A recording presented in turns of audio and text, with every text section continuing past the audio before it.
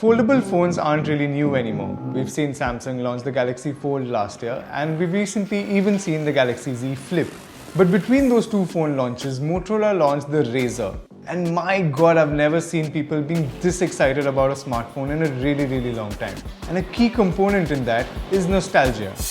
Considering we've already seen the Razr over the last couple of months in videos and teasers, there's one question which really needs answering. Is this really the way to do foldable phones? But before I really give you a concluding answer on that, there are a few more questions which need answering. Question 1. How important was it to really clone the old Razr?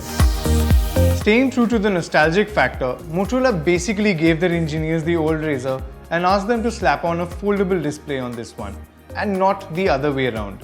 Hence, the Razr is identical to the old one in terms of dimensions. In fact, anyone who's held an old Razr will definitely want to hold this one too. Question 2. Could we have gotten rid of the chin?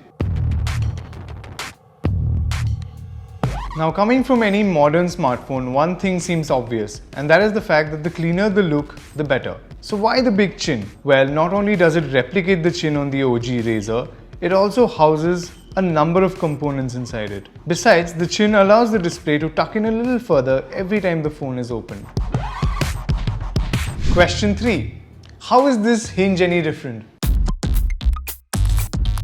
There's a very simple explanation to how the hinge mechanism works differently on the Moto Razr as opposed to how it works on the Galaxy Fold.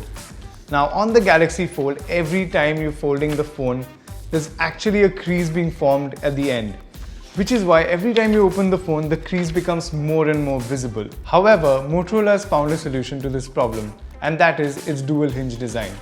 The dual hinge ensures that every time you fold the phone, the display just rolls over at the end, which means there's a less visible crease every time you fold and unfold the phone. Question 4. Are you fine having mid-range specs on a premium flagship? You are better off using the old Moto Razr if you don't think it's worth the price tag.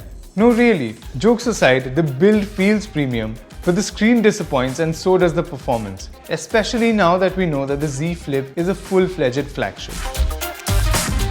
Question 5. How useful is the second screen?